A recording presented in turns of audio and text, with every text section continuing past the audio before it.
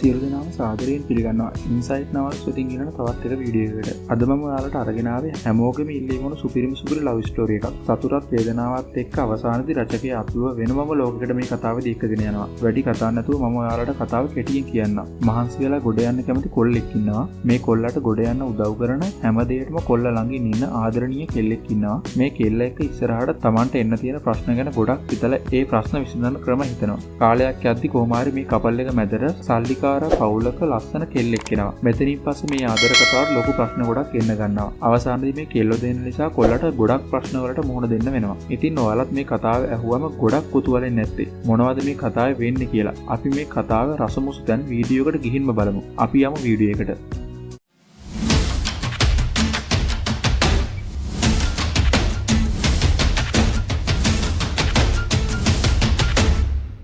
කතාවේ ප්‍රධාන චරිතය වෙන්නේ සමීර. සමීර බුද්ධිමත් කාරුණික.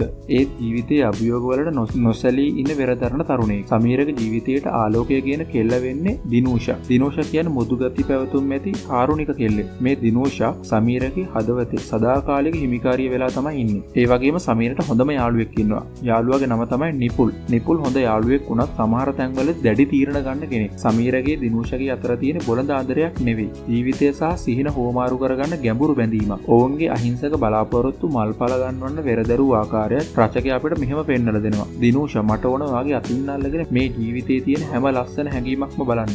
මේකට සමීර දෙන උත්තරය තමයි මට වෙන කිසිම දෙයක් එපා. ඔයාගේ මේ ආදරේ විතරයි මගේ මුළු ලෝකෙම. අපි දෙන්න එකතු වෙලා මේ හැම ප්‍රශ්නයක්ම ජය ගමු. ඉතින් මෙතනදී ඔයාලට තේරෙනවනේ දිනූෂාගේ සමීරගේ අතරේ තියෙන මොන වගේ ආදරයක්ද කියලා. ඉතින් මෙතනින් පස්සේ රචකයා කතාව ඉදිරියට අරගෙන යනවා. මොවුන් දෙන්න ආදර සමන්තාවය පටන් ගන්නෙම දිනූෂාගේ ගෙදරින් මොවුන් දෙන්නට කැමති නෑ කියලා දැනගෙන. කොහොම වුණත් ගෙදරින් එන අභියෝග වලට එකතු වෙලා මුහුණ දෙනවා කියලා ලොකු අදිෂ්ඨානයක් දෙන්නටම තියෙනවා. මේ අතර මේ ආදර සමන්තාවට ඇතිවන ලොකුම අභියෝගයක් සමීරගේ පැත්තෙන් එනවා. ඒ තමයි මේ ආදර කතාවට තව එක්කෙනෙක් එකතු වෙන එක. මේ එකතු වෙන කෙනාගේ නම තමයි සුරංජි. සුරංජි සමීරගේ ජීවිතයට ලොකු බලපෑමක් කරනවා. සුරංජි කියන්නේ ධනවත් පවුලක ලස්සන කෙල්ලෙක්. සුරංජි සමීරව එයාගේ ධනවත් ජීවිතේ කොටස්කරුවෙක් කරගන්න ගොඩක් උත්සාහ කරනවා. මේකෙන් වෙන්නේ සමීරගේ දිනූෂාගේ ආදර කතාවට ප්‍රශ්න ගොඩක් එන එක. සමීර කියන්නේ දක්ෂ දියුණු වෙන්න උනන්දුවක් තියෙන ඕනෑම දෙයකට මහන්සි වෙලා වැඩ කරන ලස්සන කොල්ලෙක්. ඉතින් සමීර වගේ කොල්ලෙක්ව ලබන්න ඕනම කෙල්ලෙක් කැමතියි. මෙතනදී සුරංජි කරන්න උත්සාහ කරන්නේ සමීරව තමන්ගේ ළඟට ගන්න හදන එක. ඒකට සුරංජි කරන්නේ තමන්ගේ ගාව තියෙන සල්ලි සමීරට පෙන්නන එක. සමීර මේ වෙනකොට ගොඩක් ආර්ථික අතින් වැටිලා ඉන්න කොල්ලෙක්. ඉතින් සුරංජි හදන්නේ සල්ලි පෙන්නලා සමීරව එයා ගාවට ගන්න හදන එක. සුරංජි නිතරම සමීරට කියන දෙයක් තමයි සමීර ඔයා වගේ දක්ෂ කෙනෙක් මේ දුප්පත්කම මැද හිර වෙලා ඉන්න හොඳ නෑ. මට පුළුවන් ඔයාට ඕන හැම දෙයක්ම දෙන්න. අපි අතීතය අමතක කරලා අලුතෙන් පටන් ගමු. මෙතනදී සුරංජි සමීරට අතීතය අමතක කරන්න කියන්නේ සමීරගේ එකම ආදරය වෙන දිනූෂාව අමතක කරලා සුරංජි ගාවට එන්න කියන එක. සුරංජි ඔයා කියන දේවල් ඇත්ත වෙන්න පුළුවන්. ඒත් මගේ ආත්මෙ විකුණලා මට සල්ලි ඕනේ නැහැ. මම පොරොන්දු වුණේ දිනූෂාට. මට එයාට ද්‍රෝහි වෙන්න බෑ කියලා සමීර කියනවා. දැන් ඔයාලට තේරෙනවා ඇති සමීර කියන්නේ මොන වගේ ආදරවන්තයෙක්ද කියලා. මේ සිදුවීම් එක්ක එකපාරටම සමීරගේ ජීවිතේ දෙකට වුණා වගේ වෙනවා. එක් පැත්තකින් දිනූෂා එක්ක තියෙන පිරිසුදු ආදරය, අනෙක් පැත්තෙන් ජීවිතේ පහසු කරගන්න ලැබුණු අවස්ථාව. සමීර මේ ප්‍රශ්න ගැන ගොඩක් හිතලා දැඩි තීරණයක් ගන්නවා. ඔයාලා හිතන්නේ සමීර මොන වගේ තීරණයක් ගන්න නැද්ද? ඔව් ඔයාලා හිතුවා හරි. සමීර එයාගේ පිවිතුරු ආදරය දිනූෂා වෙනුවෙන් පෙනී ඉන්නවා. මේ කොහොම වුණත් සුරංජි තමන්ගේ උත්සාහය අතාරින්නේ නැහැ. සමීර තමන්ගේ කරගන්න එක එක දේවල් කරනවා. මේ කාලෙදී සමීර සහ දිනූෂාගේ ආදරය සැබෑ වුණත් ඔවුන් දෙන්න ජීවත් වෙන්නේ වෙනස් ලෝක දෙකක. දිනූෂා ජීවත් අම්මලා තාත්තලාගෙන් ලැබුණු සුව පහසු ආදරණීය මුදු ලෝකයක. සමීර ඉන්නේ ආර්ථික අපහසුතාව එක්ක දරාගත නොහැකි ප්‍රශ්න ගොඩක. මේ ප්‍රශ්න එක්ක සමීර හැමතිස්සෙම හිතනවා දිනූෂාට අනාගතයේදී දැන් ඉන්නවා වගේ ජීවිතයක් ලබා දෙන්න කොහොමද කියලා. මේ අතරේ සමීර දිනූෂාට කියනවා දිනූෂා මම ඔයාට කොහොමද කියන්නේ මට බයයි. මේ ජීවිතේ මම ඔයාට දෙන්න පුළුවන් හැමදේම දුන්නත් සමාජය අපිට ඊට දෙවිද? අපිට අපේ වෙන්න. මේකට දිනූෂා දෙන උත්තරය තමයි සල්ලි වලින් මනින්න බෑ අපේ ආදරේ. අපට මේ ලෝකේ දිනන්න පුළුවන් අපේ හයියෙන්. ඔයා දුක් වෙන්න එපා. මොන දේ වුණත් මං ඉන්නවා ඔයා වෙනුවෙන්. මේ අතරේ සමීරට මතක් වෙනවා සුරංජි කියපු දේවල්. ඔයා දක්ෂයෙක්. මේ වගේ බොරු පොරොන්දු දෙන ලෝකයක හිර වෙලා ඉන්න හොඳ නැහැ. මම ඔයාට දිනූෂාට වඩා හොඳ ජීවිතයක් දෙන්නම්. ඔයාට කරන්න තියෙන මේ අතීතය අමතක කරන එක විතරයි. ඉතින් මේ මතක එක්ක සමීර ගොඩක් පීඩා විඳිනවා. මේ ආදර කතාවට සුරංජිගේ බලපෑම වගේම දිනූෂාගේ දෙමව්පියන්ගෙන් සිදුවන බලපෑම එක්ක දිනූෂා ගොඩක් වේදනාව විඳිනවා. මේ සිදුවීම් එක්ක ටික කාලයක් ගත වෙද්දී දිනූෂාට දරුණු රෝගයක් වැළඳෙනවා. මේ රෝගය නිසා වැඩි කාලයක් දිනූෂා පීඩා විඳිනවා. ඉතින් කාලයත් එක්ක මේ රෝගය සුව කරගන්න බැරි වුණු නිසා දිනූෂාගේ ජීවිතය නැති වෙනවා.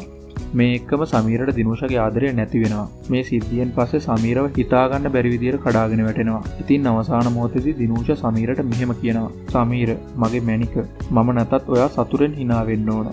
මගේ ආදරේ මේ ලෝකේ සදාකාලිකයි. මට යන්න උනාට සමා වෙන්න. ඉතින් මේකට සමීර දෙන උත්තරය තමයි නෑ දිනූෂ, යන්න එපා. මට තනියෙන් ඉන්න බැහැ. මම ඔයාට හැමදේම දෙන්න හිටියේ. මගේ ජීවිතේ පොකුරු පිණි.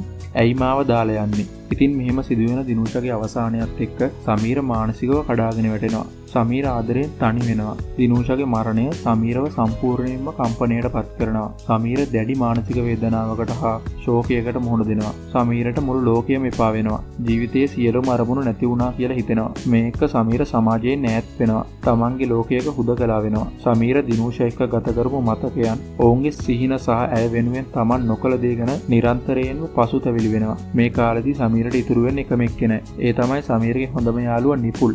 මේ කාලෙදී නිපුල් සමීර ළඟින් මිදගෙන සමීරව ශක්තිමත් කරනවා. ඔයා ජීවත් වෙන්න ඕන සමීර. මේ හැම දුකක්ම ඔයාගේ අතීතය. ඒත් ඔයාගේ අනාගතයේ තියෙන ඉස්සරහට. දිනූෂ බලාපොරොත්තුනේ ඔයා දිනනව දකින්න. දිනූෂ වෙනුවෙන් ජීවත් වෙන්න සමීර කියලා නිපුල් කියනවා. නිපුල් සමීරට තනි වෙන්න දෙන්නේ නැහැ. ආයෙමත් සමීරව සාමාන්‍ය ජීවිතයට ගන්න උත්සාහ කරනවා. Tamanට අහිමි වූ ප්‍රේමය වෙනුවෙන් සටන් කරන තීරණය කරනවා. ඔහු තම අතීත සිහිනයන් නැවත ගොඩනගනවා. වඩාත් ස්ථාවර සාර්ථක කොල්ලෙක් වෙන්න උත්සාහ කරනවා. මේත් එක්ක කතාවේ අවසානයේදී සුරංජි සමීරගේ ජීවිතයට ආයෙත් එන්න උත්සාහ කරනවා. සමීර එක්ක සම්බන්ධයක් ගොඩනගා ගන්න ගොඩක් දේවල් කරනවා. ඒත් සමීර ස්ථීරව සුරංජිව ප්‍රතික්ෂේප කරනවා. දිනූෂගේ මරණයෙන් පස්සේ සමීරගේ හදවත තවත් කෙනෙක්ට දෙන්න සමීර සූදානම් වෙන්නේ නැහැ. සමීර සුරංජිට කියනවා දිනූෂගේ ආදරය සල්ලි වලටවත් ලස්සනටවත් කවදාවත් සමාන කරන්න බෑ කියලා. මේ එක්කම සමීර කියනවා මගේ හදවතේ දිනූෂගේ ආදරය සදාකාලික වස්තුවක් වෙලා ඉවරයි කියලා. ඉතින් කතාවේ අවසානයේදී සමීර තීරණය කරනවා දිනූෂගේ මතකයන් එක සදාකාලිකව ජීවත් වෙන්න. ඉතින් මේකම මේ සුන්දර ලව් ස්ටෝරිය අවසන් වෙනවා. ඉතින් මේ වගේ ලස්සන නවකතා රස විඳින්න අපිත් එක්ක එකතු වෙන්න. අමතක නොකර අපේ YouTube channel එක subscribe කරන්න. ඒ වගේම පල්ලෙහා තියෙන bell icon එක click කරාම අපි වීඩියෝ එකක් දාපු ගමන් ඔයා ගාවට ගෙන්න ගන්න පුළුවන්. එහෙනම් තවත් වීඩියෝ එකකින් හම්බෙමු.